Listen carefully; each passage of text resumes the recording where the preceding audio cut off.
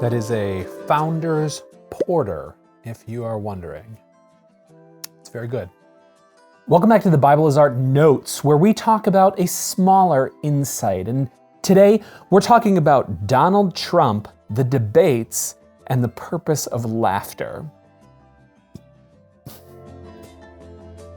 So last night was the first presidential debate, and of course we have to say it was a joke.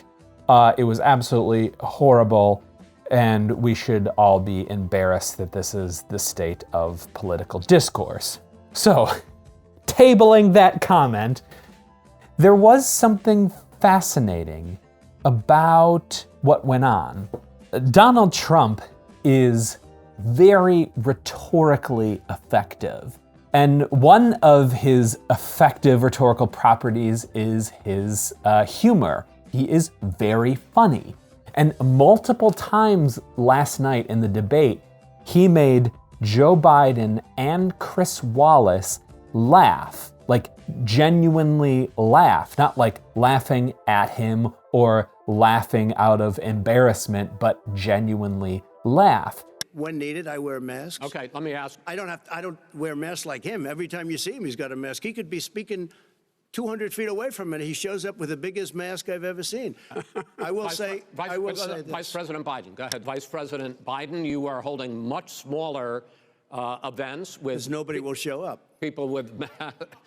And there's almost a superpower in the ability to make people laugh, because laughing can have two functions. It does have two functions.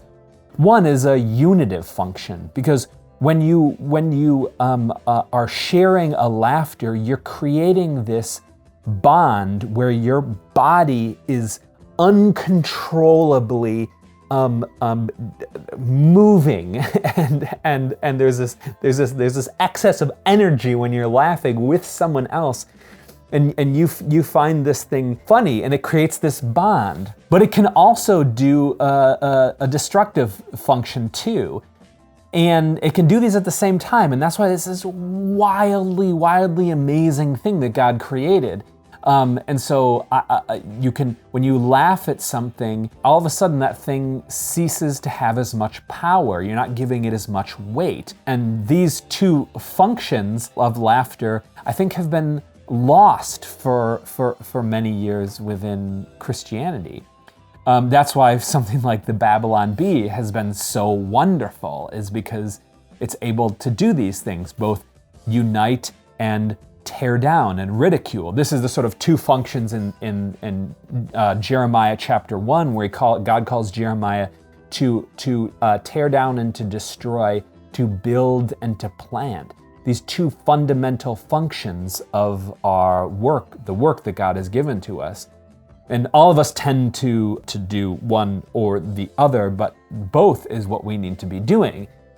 And laughter is one of those things that can do both. And I remember one of my mentors in high school, I don't even remember what it was, but I was struggling with something, some sin, and I was calling him and talking to him on the phone, and I had a long discourse, so I was talking to him about 5 minutes, going off on X, Y, and Z, I don't even remember. But when I was finished, he just started to laugh.